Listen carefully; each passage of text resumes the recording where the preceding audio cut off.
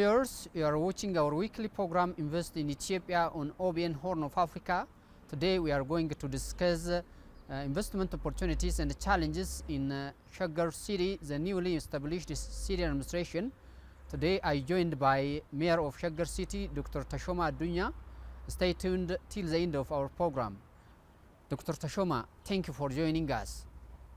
To begin with, Shakar is a newly established city. Would you tell us about it a little bit? Thank you.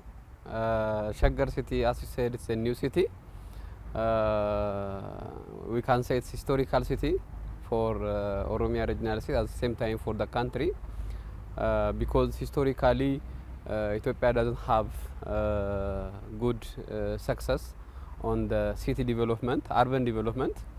So because of that, the country as the whole, especially Oromia regional state, suffered because of poor quality of city development.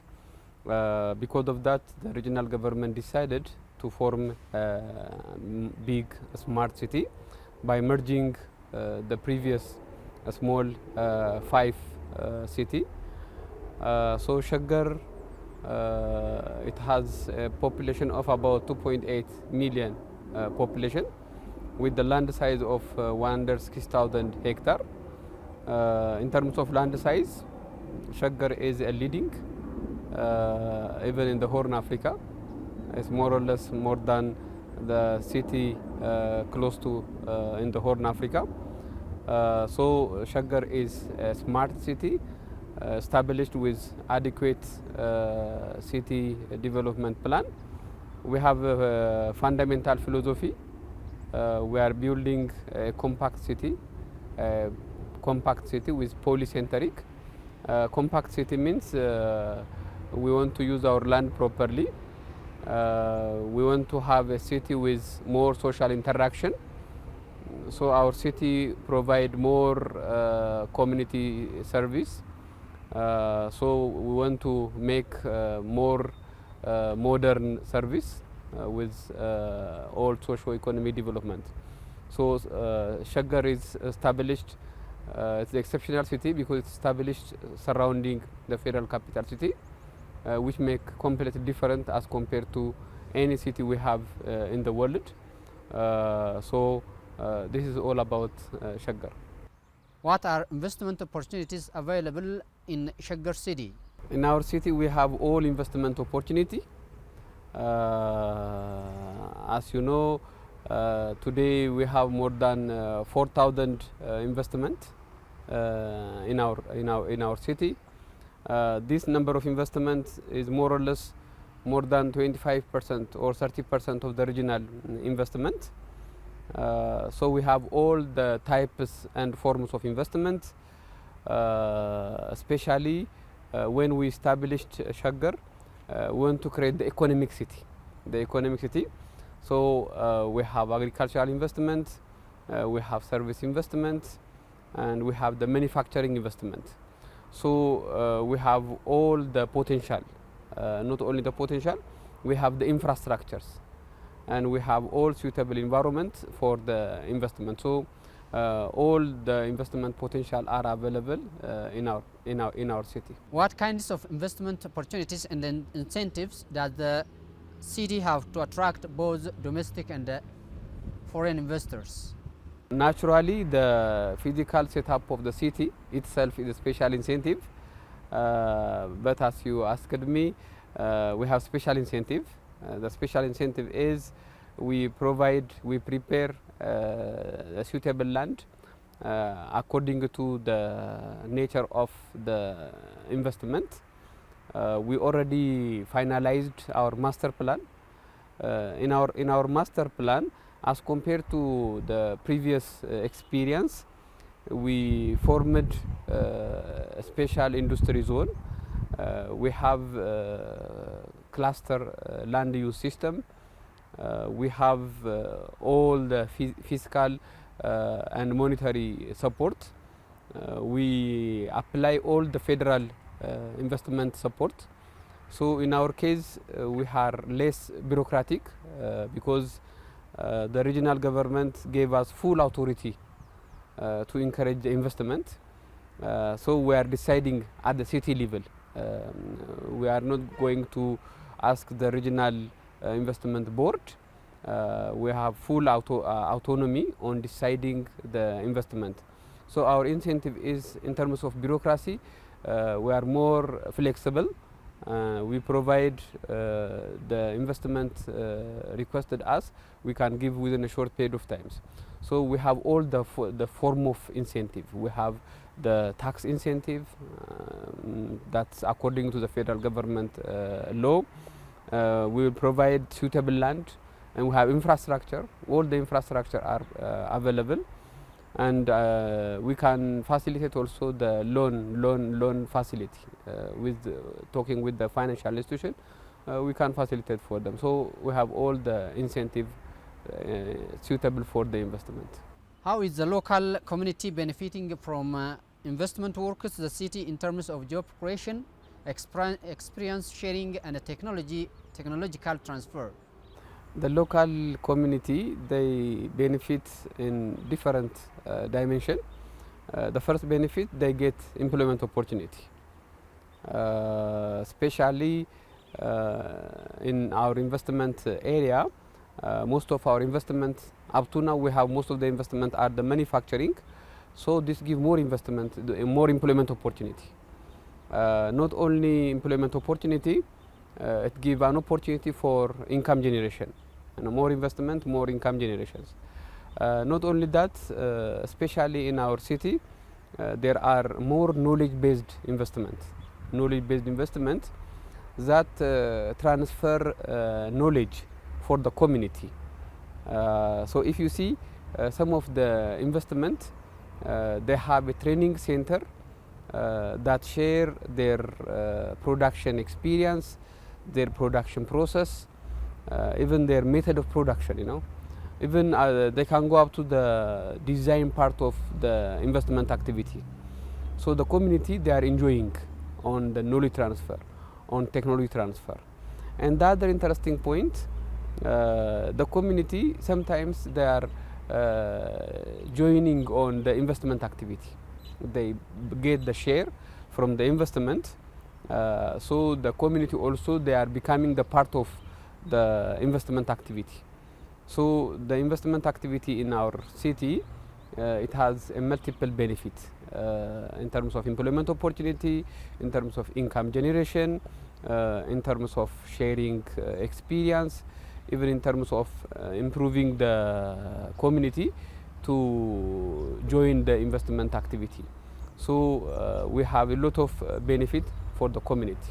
Even sometimes the community, their perception change sometimes, because before the investment and after the investment, if you compare them, because of the availability of the investment, the community, their perception completely change, because the investment bring the world class experience, you know, the world investment activity. So the community can get the understanding of what's going on in the world by looking the investment activity they are observing in their village or in their local community. Attracting investment requires huge promotion work.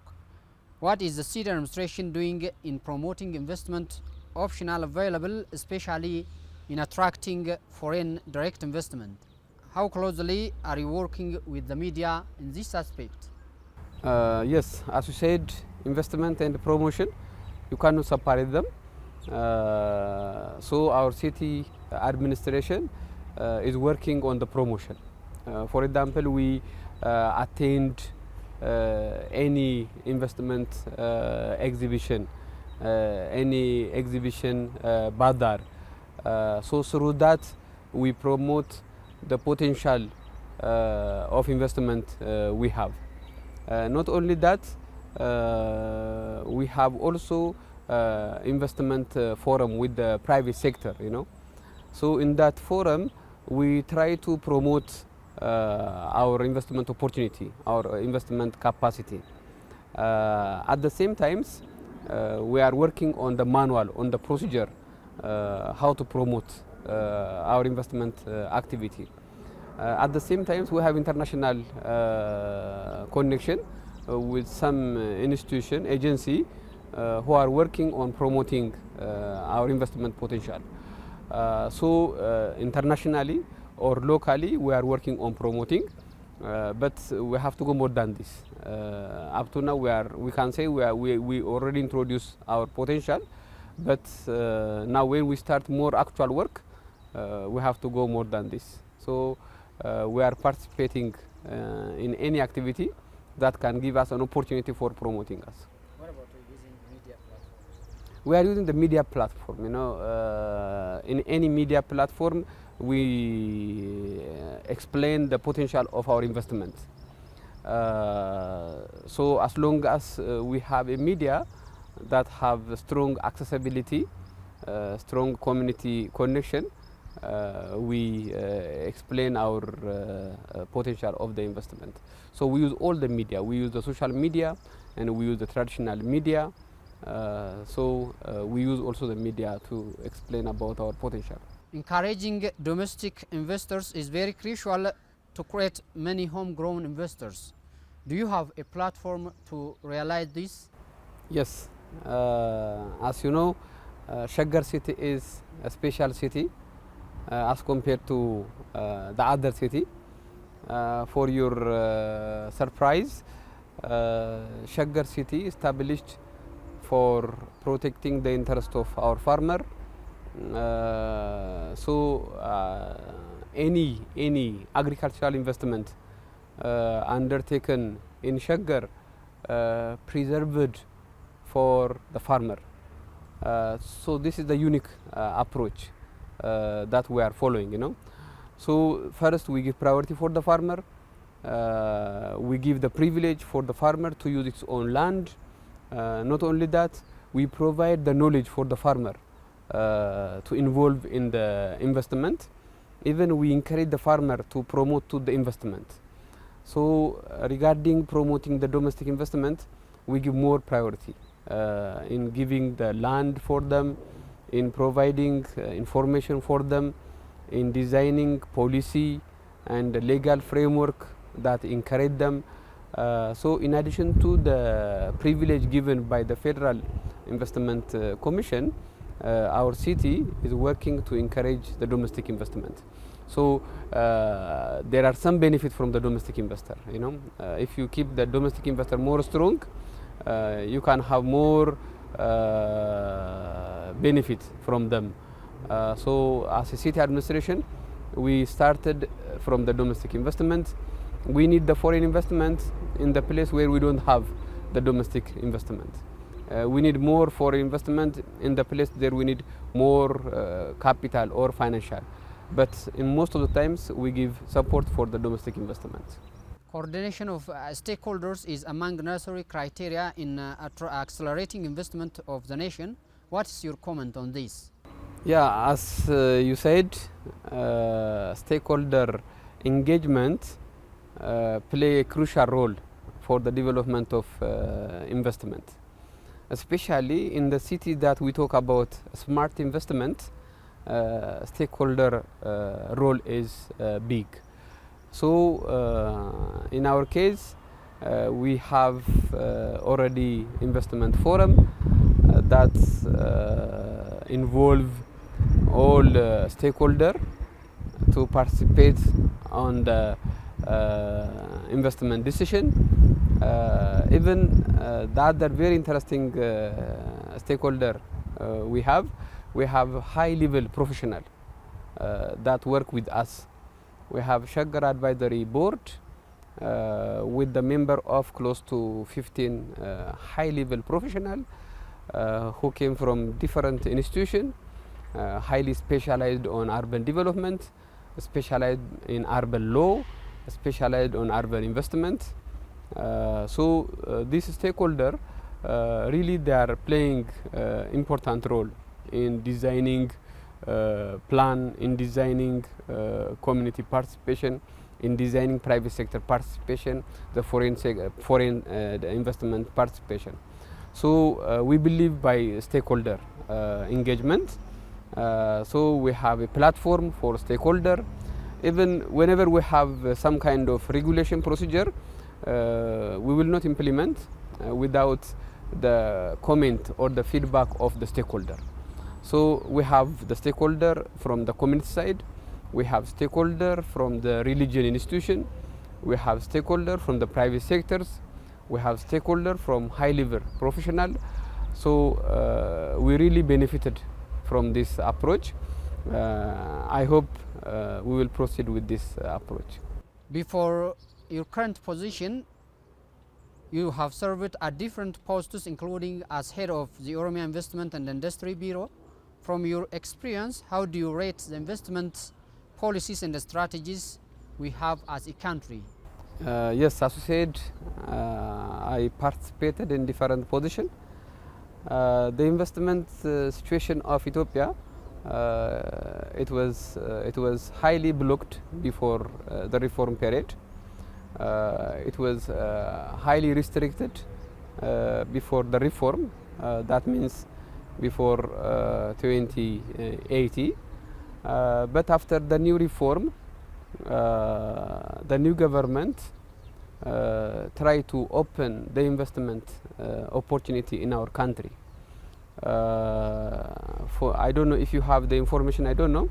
The government prepared a new proclamation, a new investment law to relax the investment constraint we have in our country. You know, before 2080, our investment opportunity was highly restrictive. It was not open for the international investment. It was not open for global business. Because of that, the nation could not enjoy the global economic growth, the global transformation. I can give you a simple example on the financial reform we undertaken after the reform. You know, before the reform, the financial institution was highly restricted. As compared to Kenya, Ethiopia economic reform, you know, Ethiopia economic reform, what was done by EPRDF about 1991, as compared to the Kenya reform, it was taken about 1995-96, you know. But the Kenya fast economic reform overpassed the economic performance of Ethiopia. Because of that, financially, Ethiopia economy was highly exclusive as compared to Kenya, you know. But after the new reform that has been done since 2018, Ethiopia introduced inclusive financial reform. Ethiopia introduced liberalizing the telecom sector. Ethiopia liberalized the logistic sector. There is no any restriction for the foreign direct investment to invest, you know. So this liberalizing the investment environment in Ethiopia, it changed the image of the country. You know, for your surprise, this day the government already decided to open the capital market, which was not the time that we imagined before the reform period, you know. Now the quality of our economy after the reform, if you see it, you cannot imagine, you know. It is the only economy that we have managed a massive war, which nobody was expecting, you know.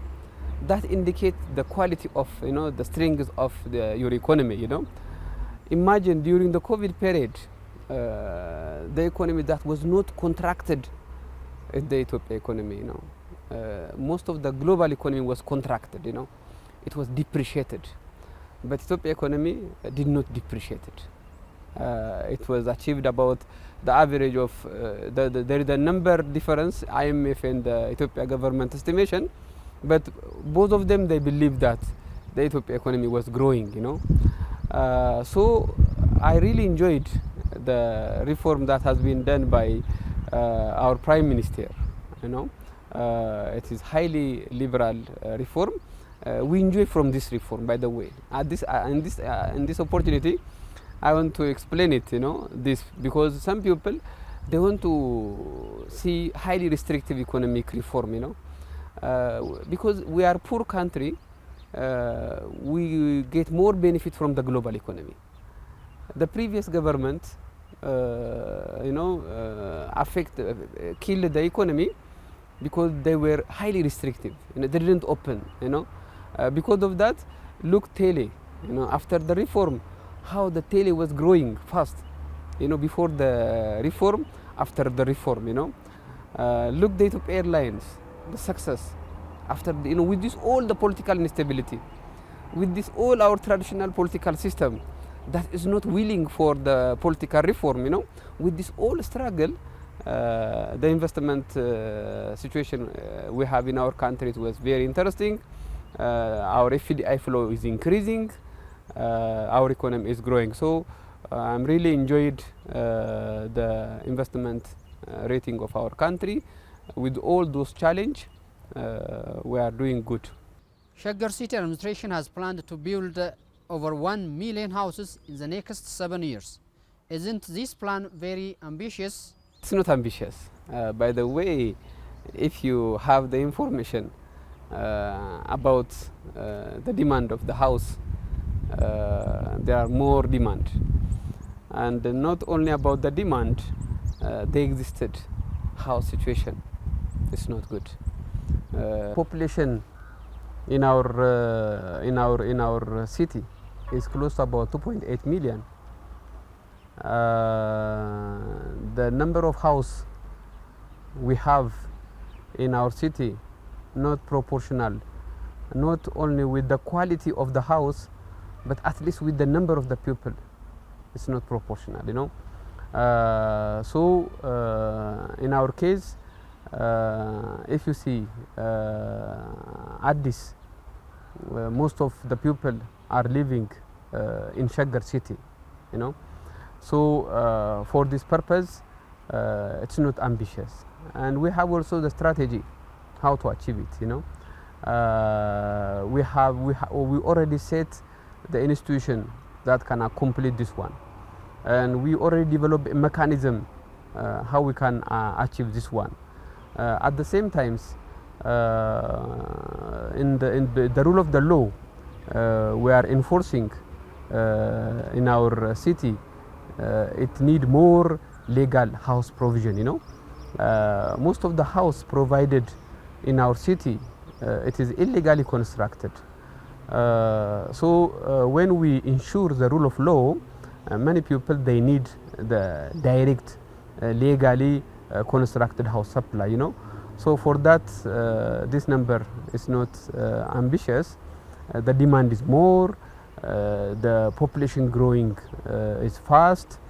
The quality of the house we demand is higher. So this is not ambitious. We are working with many stakeholders to realize our vision. That's all what we have for today in this part 1 of our program. Till the next program, have a good time.